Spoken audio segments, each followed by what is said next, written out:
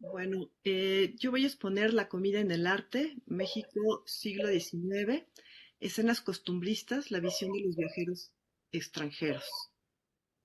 Una vez consumado el movimiento de independencia, México comenzó a ser un territorio abierto al resto del mundo. Varios fueron los forasteros provenientes de Estados Unidos y Europa que deseaban analizar las condiciones del territorio después de la guerra. Se considera a Humboldt como el viajero que puso a México en la visión europea.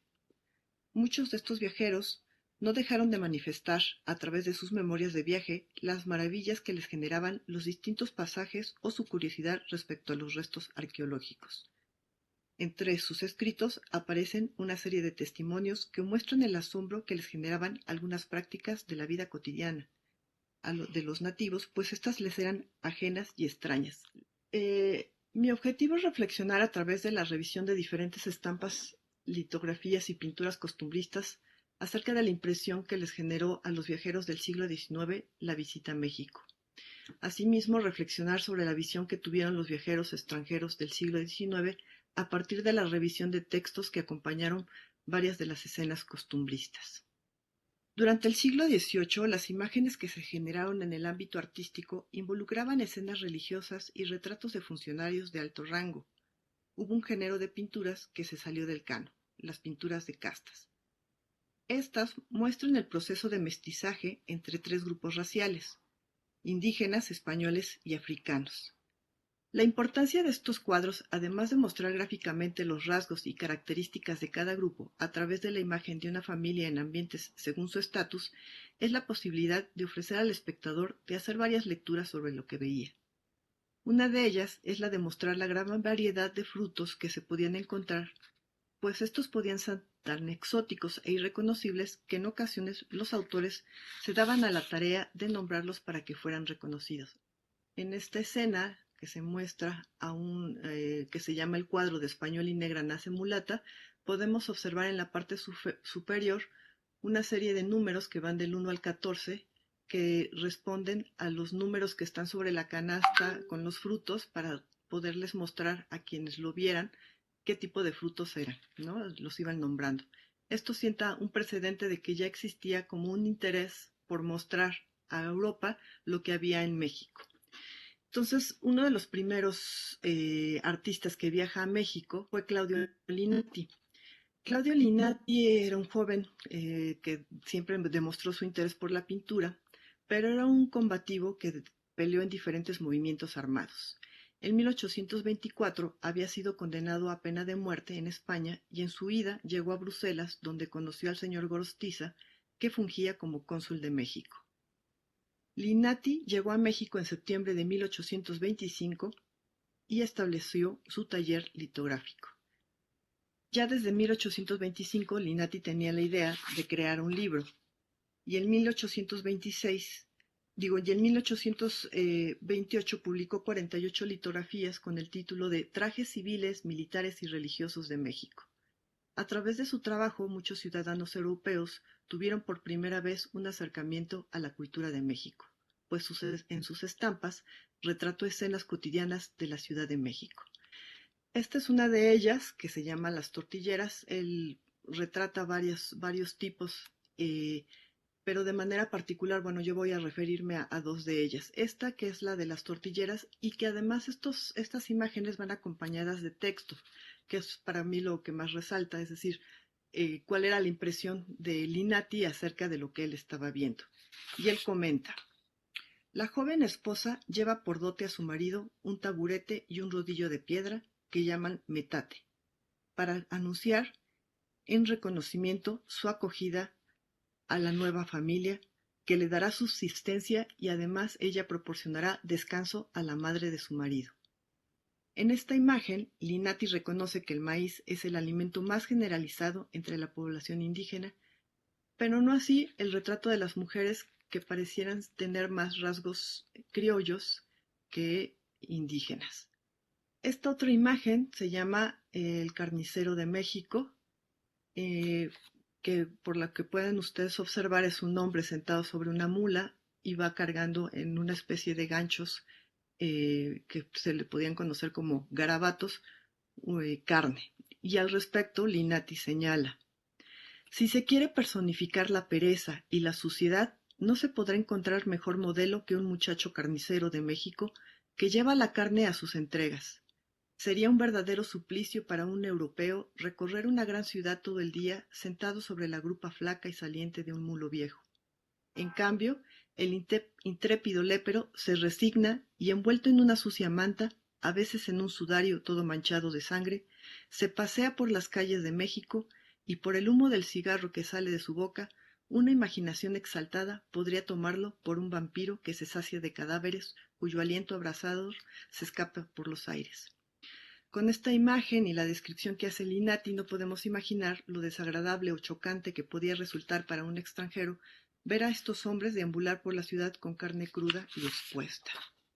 La siguiente, por favor. Otro de los artistas fue Carl Nibel, de origen alemán. Él fue ingeniero, arquitecto y dibujante.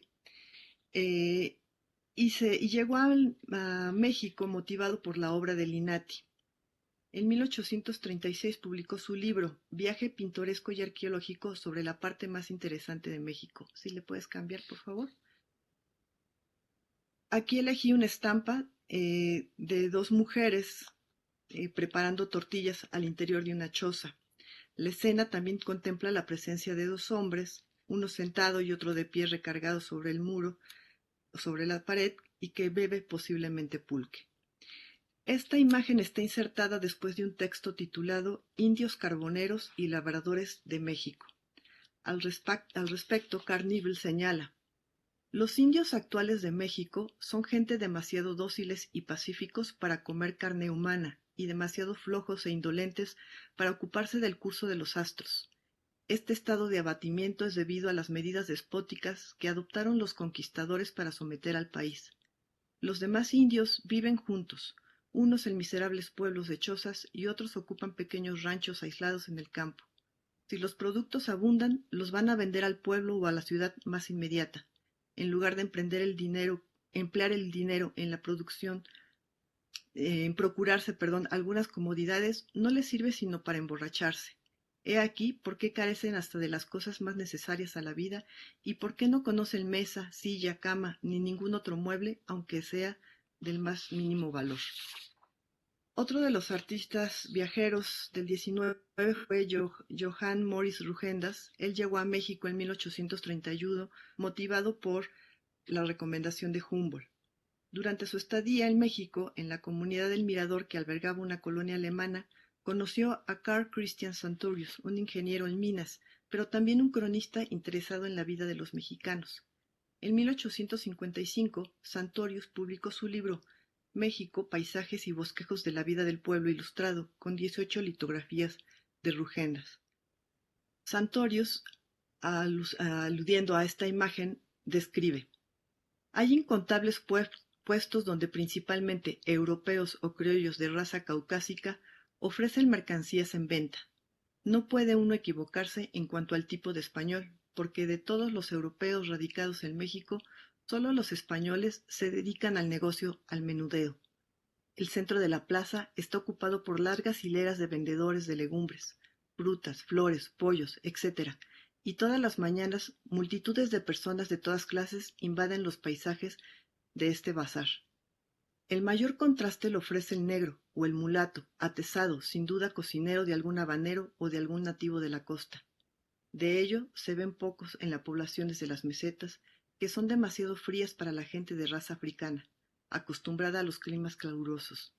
La mayoría de la población del mercado está compuesta por gente de tez rojiza tirando a café y con todas las tonalidades, desde los indios cobrizos hasta el de los mestizos, que se diferencian muy poco de los blancos.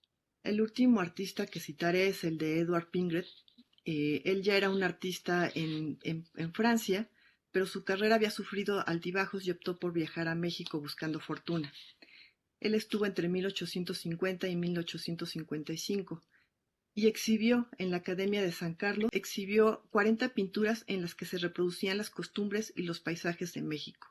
Aquí contrasto dos cocinas, una es esta primera, que es la cocina poblana, y de la que dice al respecto: a las 8 de la mañana toman una taza de chocolate con pan dulce sin necesidad de reunirse toda la familia, pues cada persona recibe sus alimentos en su alcoba. A las 10 de la mañana se sirve un desayuno caliente que consiste en carne asada o cocida, huevos y la infalible ración de frijoles refritos con cebolla. A las 3 de la tarde se sirven la comida. Primero una taza de caldo, luego sopa de arroz, de pasta o de alguna legumbre que es cocida en caldo hasta que éste se evapora. Se le sazona con tomate. El tercer platillo es el llamado la olla, que no falta en ninguna mesa de las familias criollas. Contiene carne de bovino, carnero, un poco de cerdo, jamón, pollo, salchichas, col, frijoles franceses, nabos, peras, plátanos, cebollas, apio, un poco de cilantro y perejil, y todo ello se cuece en la misma olla. Todas las legumbres se colocan en la mesa separando de carnes y cada uno de los comensales se sirve de todo lo que le plazca. Después de la olla siguen los principios, que en su mayoría partes son guisados con fuerte sabor a caldillo de carne o de pescado. Enseguida se sirve un plato de dulces y finalmente confituras. Rara vez se sirve vino en la mesa, pero después de las confituras se acostumbra a beber un gran vaso de agua. Eh, bueno, esta última es una cocina rústica en el que se observan dos mujeres eh, y están, digamos, arrodilladas sobre el suelo, como en esta imagen, pero lo que él describe es que en el interior de la cabaña, sobre el piso de tierra, arde día y noche el fogón doméstico. Cerca de este se encuentra el metate con su metapile. El primero es una piedra grande, plana y en declive. El segundo, un cilindro de piedra de extremos cónicos que sirve para triturar el maíz, así como el comal para el cocimiento de la tortilla de maíz. Unos cuantos jarros de barro sin pulimento y de platos del mismo material. Una gran jarra de agua, un vaso para beber y un güiro constituyen toda la fortuna de la cabaña del indio. No hay mesas ni sillas en el interior. Esteras de juncos o de hojas de palma se utilizan como sillas o mesas. Sirven también de cama durante la noche y para el descanso final en la tumba.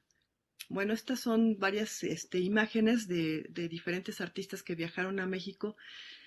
Por estos viajeros más les importaban las zonas arqueológicas y los restos, ¿no?, de las antiguas culturas, y muy pocos se interesaron por las escenas costumbristas.